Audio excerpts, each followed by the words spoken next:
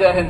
मैं Subedar major honorary captain J S Bhadauria, एक Indian veteran organisation का मीडिया प्रभारी और सैनिक जीवन चैनल से हूँ। फौज का 33 साल का अनुभव है। लगातार फौजी मुद्दों को और खासकर सबका सैनिक संघर्ष से मैं 2-3 साल से लगातार जुड़ा हूँ। घोषल साहब है, बापू परगट साहब है। कहाँ से शुरू करूं मुझे समझ में नहीं आया। जो बात यह है कि जो चैलेंज आप कर सकते हो, तो पहले आप सबके लिए मेरी तरफ से जोरदार तालियां।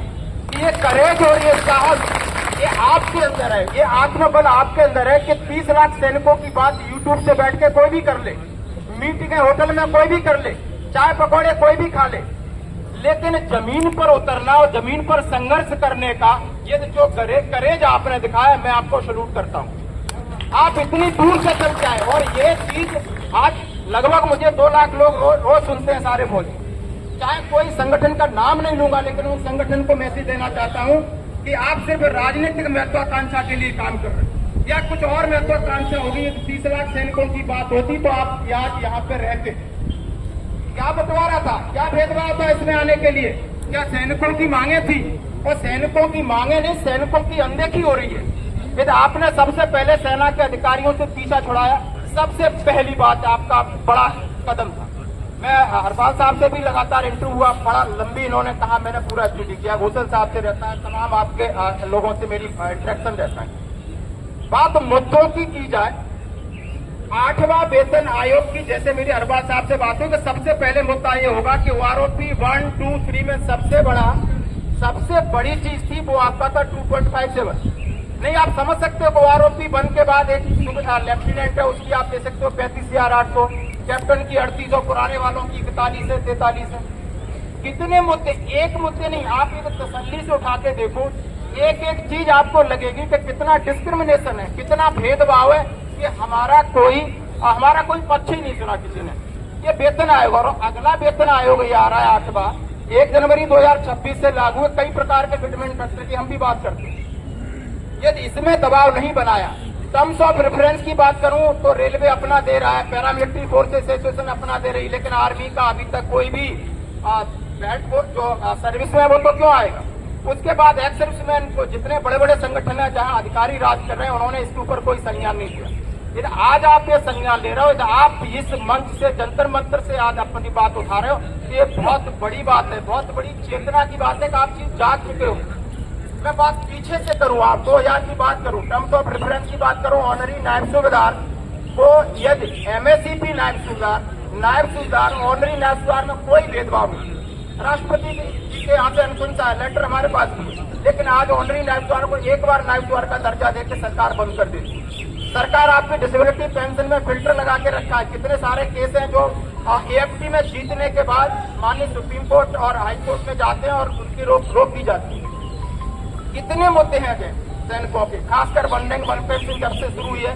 आपने वन रैंक वन पेंशन 2 को बहुत ध्यान से देखा होगा, सबके फिगर माइनस में जा रहे हैं। नाइक या लेफ्ट राइट को बहुत थोड़ा मिला है। आज 5 साल बाद होती, कम से कम 7 से 7.5% बढ़ोतरी होनी चाहिए, 7.5-8% बढ़ोतरी होनी चाहिए। ये लॉजिकल है। यानी एक सर्विंग वाला बंदा उसको 3% का इंक्रीमेंट मिलता है और उसके हिसाब से लेते तो कितनी बड़ी विसंगति है कि एक छोटा सा बच्चा LKG में पढ़ने वाला भी बता देगा। इसलिए जो मांग कही गई है, जो मैं आज आपका ज्ञापन थोड़ा सा देख रहा था कि किसी रिटायर्ड जज या किसी जुडिशियल कमेटी को एक बार दिखा तो दो, कम से कम पढ़ के वो अपना माथा पीटेगा आखिर है क्या ये। और जिस वन रैंक वन पेंशन का आगाज सिर्फ सोल्जर के लिए हुआ था, ये जल्दी अर्निंग एज में आ जाते हैं और फौज को हमने यंग बना के रखना है। और ये शायद मैं 2 दिन पहले घोषाल साहब ने वीडियो भेजा था, तो मैं पढ़ रहा था पीछे राहुल गांधी जी को हमारे अधिकारियों ने ज्ञापन दिया कि वन रैंक वन पेंशन की लड़ाई हम अधिकारी, हम जवानों की लड़ाई लड़ रहे हैं, लेकिन लड़ाई आप लड़ते लड़ते मलाई किसने खाई वो आप समझ सकते हो। किसी को भी बुरा लगे, इससे कोई फर्क नहीं पड़ता। जमीनी हकीकत है, बहुत सारे मुद्दे हैं, कहीं से भी आप पकड़ लो, विडो पेंशन का ले लो, डिसेबिलिटी पेंशन का ले लो, और मिलिट्री सर्विस पे तो चलो बहुत दूर की बात है, मिलिट्री सर्विस पे तो सरकार शायद दे या न दे अलग बात नहीं, लेकिन वन रैंक वन पेंशन का एक ठोस जमीनी आधार यदि आपको फायदा लेना है तो 8वें वेतन आयोग के लिए जागना होगा, जैसे कि आज हम यहाँ इकट्ठे हुए हैं। लेकिन बड़े हर्ष की बात है कि आप लोग इतनी दूर से चल के यहाँ पर आए, और दुख की बात यह है कि जो 30 लाख सैनिकों की बात करते हैं, दूर दूर इलाके में बैठते हैं, कहते हैं हमारे पास हजारों सैनिक हैं, संगठन है, वो पता नहीं किस बात के लिए संगठन है, क्या कर रहे हैं वो। आज शायद उनकी जवाबदेही यहाँ से मैं जरूर सवाल पूछूंगा, एक एक को फोन करूंगा। अभी बाकी जो भी चीजें हैं मैं यहाँ से जरूर कवर करूंगा, एक जगाऊंगा।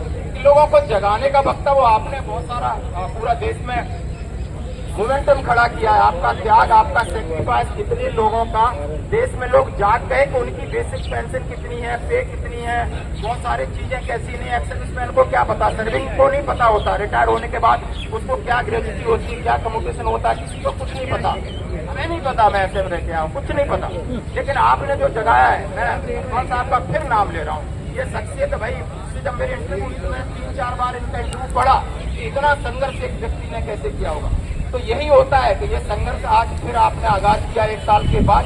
और सभी भूतपूर्व सैनिक आज सुन रहे होंगे, आप ईस्ट से वेस्ट सभी सुन रहे होंगे कि जंतर मंतर पर हम यहाँ से बोल रहे हैं और ये सामने खड़े हैं, आप देख लेना कि कौन खड़ा है। ये सबका सैनिक संघर्ष कमेटी की अगुवाई में मैक्सिमम पंजाब और आसपास के लोग यहाँ पर पहुंचे। हम सभी मैं अपनी तरफ से आप सभी का हार्दिक धन्यवाद करता हूँ। जय हिंद।